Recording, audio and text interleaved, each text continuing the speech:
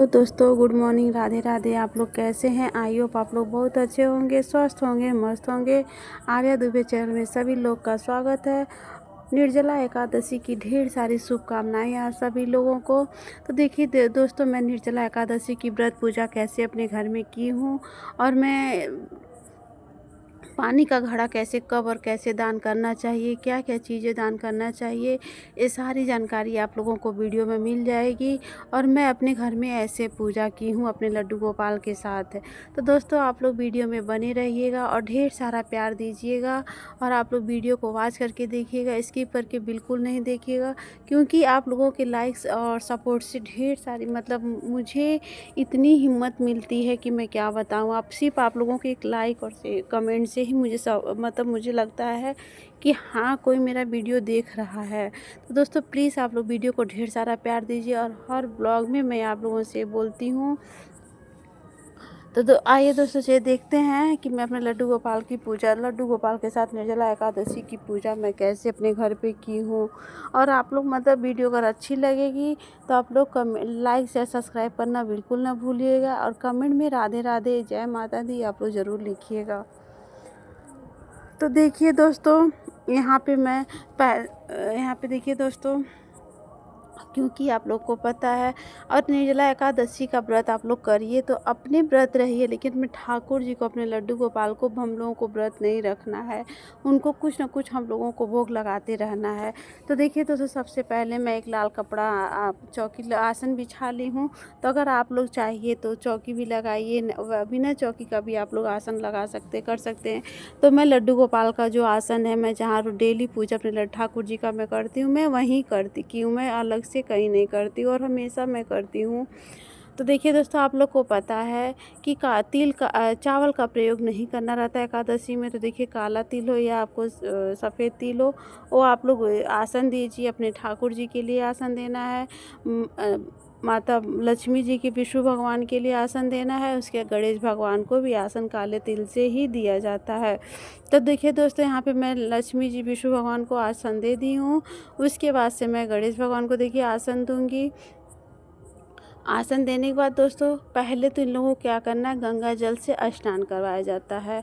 उन लोगों को स्नान करवाने के बाद देखिए दोस्तों, फिर मैं लड्डू गोपाल का स्नान की तैयारी मैं कर ली हूँ। और आप लोगों को पता है ना कि एकादशी का दिन है, तो फिर काम भी बहुत ज़्यादा रहता है। तो आप लोग कोशिश करना, हर ब्लॉग में बताती हूँ, कोशिश करना चाहिए कि हम लोगों को जल्दी सुबह उठ जाना चाहिए। हम लोग को ब्रह्म मुहूर्त में अगर उठ जाएंगे तो एकादशी का हम लोग पूजा भी अच्छे से कर लेंगे, अपने ठाकुर जी की पूजा और सेवा हो जाएगी, और हम लोगों का भी अच्छे से हो जाएगा। और आप लोग कोई भी व्रत रहे, कोई भी फेस्टिवल रहे, तो ठाकुर जी की पूजा सेवा में जल्दबाजी बिल्कुल भी नहीं करना चाहिए, क्योंकि वो हमारे ठाकुर जी, अगर उनकी पूजा में कोई उनकी जल्दबाजी हम करेंगे तो उनको अच्छा नहीं लगेगा। तो इसलिए दोस्तों, हम लोग को पता है ना कि अगर हम लोग बच्चों को जल्दी जल्दी करते हैं, जैसे हमारा सिर्फ भाव दीजिए, बच्चों को जैसे करते हो वैसे उनको भी अच्छा नहीं लगता है। तो देखिए, यहाँ पंचामृत से स्नान मैं करवा रही हूँ। पहले मैं दही से स्नान करवाती हूँ, उसके बाद गंगा जल से, और फिर दोस्तों शुद्ध जल से मैं स्नान करवा देती हूँ। और एकादशी के दिन, कल गंगा दशहरा था, फिर निर्जला एकादशी। तो इस दिन दोस्तों, आप लोगों को गंगा जल अपने घर में भी छिड़काव बहुत ज़रूरी होता है करना, अपने घर में भी छिड़काव। तो मैं सुबह नहा धो के पूजा करके फिर मैं जल्दी से अपने पूरे घर में गंगा जल का छिड़काव की हूँ। और पूरे घर में आरती दिखाइए, घंटी बजाइए। इससे क्या होता है, हमारे घर की निगेटिव चीज़ बाहर निकल के चली जाती है और हमारे घर में सुख शांति बनी रहती है। प्रभु की कृपा बस बनी रहे कि हमारे हस्बैंड बच्चे सही कुशल सकुशल हमारे सामने रहें। तो इस कामना करते हुए मैं एकादशी व्रत की स्टार्ट कर देती हूँ।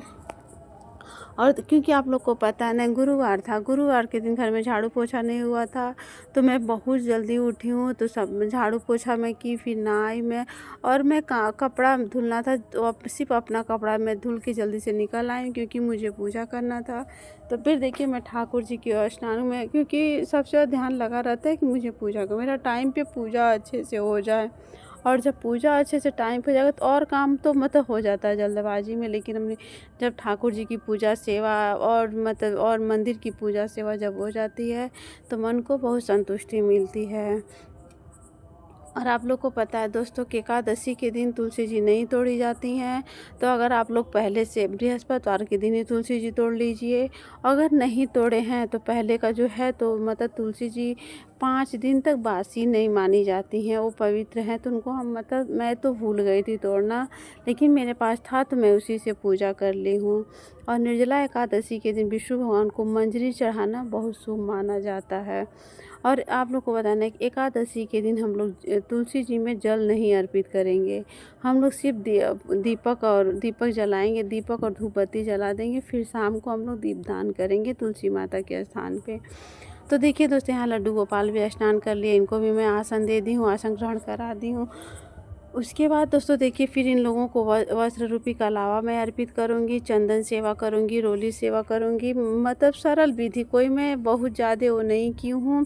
एक सरल विधि तरीके से, नॉर्मल तरीके से मैं अपने घर में पूजा कर ली हूँ, जैसे मुझे सही लगा। तो दोस्तों श्रद्धा होना, कोई भी पूजा आप लोग करिए ना तो श्रद्धा होनी चाहिए। श्रद्धा से बढ़ के कुछ भी नहीं होता है। हम सब कुछ करके क्या करेंगे, हमारे मन में श्रद्धा नहीं है। तो कितने लोग बोलते हैं ना व्रत सिर्फ अपना मन साफ होना चाहिए। बहुत लोग बोलते हैं कि मुझे व्रत करने नहीं दिया जाता है, एकादशी का व्रत। और आप लोग को पता है ना कि एकादशी का व्रत कितना महत्वपूर्ण व्रत माना गया है। और साल की आप कोई भी व्रत मत करिए, मैं आपको पिछले वीडियो में बताई हूँ, आप साल का कोई भी व्रत नहीं करिए। अगर निर्जला एकादशी का व्रत हम लोग कर ले रहे हैं तो सारे व्रत के बराबर का फल हम लोगों को मिल जा रहा है। लेकिन आज के दिन भी दोस्तों बहुत ऐसे लोग हैं जो बोलते हैं मैं व्रत नहीं रहूँगी, मैं नहीं रह पाऊँगी। तो फिर दोस्तों और कोई बोलता है कि मुझे कोई रहने नहीं देता है, तो एक गलत बात है। ये जब कोई बोलता है कि मुझे कोई रहने नहीं देता तो एक गलत बात है।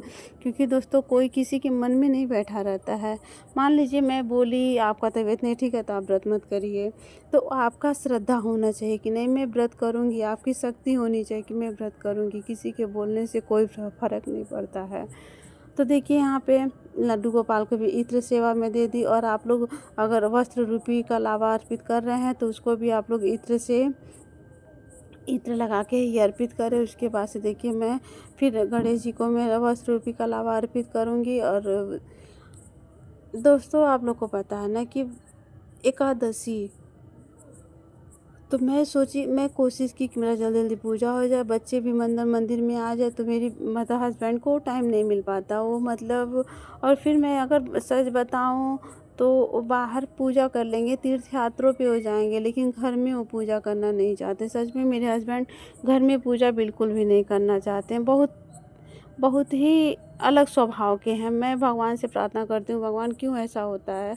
अब भगवान ही सुनेंगे। और दुख और तकलीफ़ तो जीवन में बहुत ज़्यादा बनी हुई है, जो भगवान के सिवा मैं किसी से कुछ कह नहीं सकती हूँ।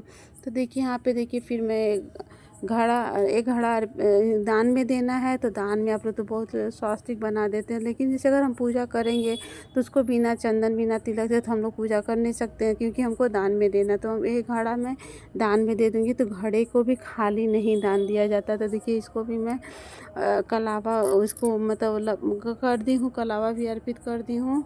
उसके देखिए चंदन सेवा, तिलक सेवा मैं रोली सेवा मैं दे रही हूँ। फिर तिल का मैं सेवा दूँगी। एक सरल तरीके से, मतलब बहुत नॉर्मल तरीके से मैं पूजा की हूँ। बस भगवान मेरे खुश रहें, संतुष्ट रहें। और दोस्तों मुझे बहुत काम रहता है, थोड़ा दिमाग में बहुत ज़्यादा टेंशन भी रहता है, जो मैं भगवान से बोलती हूँ कि भगवान मेरा टेंशन ख़त्म करे। तो देखिए कोई भी पूजा शुरू करने से पहले दीपक जलाना शुभ होता है। और क्योंकि उस दीपक को ही साक्षी मान के हम लोग कोई पूजा की शुरुआत कर सकते हैं। तो यहाँ देखिए मैं दीपक जला ली हूँ। फिर दीपक को भी चंदन सेवा, रोली सेवा दे के फिर मैं पूजा को आगे स्टार्ट की हूँ। जो भी फूल हमारे पास थे वो फूल मैं अर्पित कर दी हूँ अपने विष्णु भगवान को। और गणेश जी को मैं फूल अर्पित करके, और उसके आप लोग को पता है दोस्तों कि कोई भी पूजा हम लोग शुरू करते हैं तो सबसे बड़े भगवान में गणेश भगवान है। उनकी पूजा के बिना हमारी पूजा अधूरी मानी जाती है। तो हम लोग देखिए दोस्तों पूजा करने के बाद फिर हमको जो भी फूल था, तो यहाँ पे कनेर का फूल और गुड़हल का फूल था, तो मैं वो अर्पित कर दी। और देखिए हमें ठाकुर जी का भी पूरा श्रृंगार हो चुका है। कमेंट में आप लोग बताइएगा कि मेरे लाला कैसे लग रहे हैं। और ये ड्रेस आप लोग को पता है क्यों। और दोस्तों मुझे टाइम नहीं मिल पाया है कि मैं अलग से नया ड्रेस अपने ठाकुर जी के लिए मैं बना पाऊँ। मुझे सच में टाइम नहीं मिला है। इसके लिए अपने ठाकुर जी से मैं क्षमा मांग ली हूँ। मुझे क्षमा करिएगा प्रभु, मुझे टाइम नहीं मिल पाया है, क्योंकि ठाकुर जी सब जानते हैं। फिर जब उनको नया पहनना रहता है, सच में मेरे ठाकुर जी बच्चों की तरह, जैसे मेरी बच्ची है ना किसी चीज़ की जिद नहीं करती, वैसे मेरे ठाकुर जी भी कोई जिद नहीं। जब जब उनको नया पहनना रहता है तो मुझे ऑटोमेटिक टाइम मिल जाता है और मैं वो ड्रेस बना के ही रहती हूँ। और जब अपने हाथों से ड्रेस बनाओ ना तो बहुत अच्छा लगता है। उसके बाद देखिए दोस्तों ये फल है। फल में भी जैसे निर्जला एकादशी में माना गया है कि आपको जितना सामर्थ्य रहे उतना फल का दान आप लोग कर सकते हैं। तो मेरे पास जो जो फल मौजूद हो गया है, छुहाड़ा है, किशमिश है, गुड़ है। मीठा दान तो पहले किया जाता है, तो मीठे में हम लोग चीनी गुड़ दोनों दान किए हैं। उसके बाद कोई भी ऋतु फल चाहिए तो आम इस समय मिल रहा, आम। उसके बाद फिर देखिए दोस्तों खीरा है। तो मैं ये दान करने वाला अलग में रखी हूँ, अपने लड्डू गोपाल को अलग से मैं चढ़ाई हूँ, क्योंकि ये लड्डू गोपाल वाला प्रसाद दान में नहीं करना है। हम लोग घर में भोग अर्पित कर लेंगे, प्रसाद के रूप में सब लोग खा लेंगे। और जो दान करना है उसको मैं साइड में कर दी हूँ। और ये सब तो दान करने के बाद उसके बाद दोस्तों देखिए मैं तुलसी जी अर्पित कर रही हूँ। और तुलसी जी श्री विष्णु भगवान के प्रसाद में रहेंगी और लड्डू गोपाल की गणेश जी में नहीं।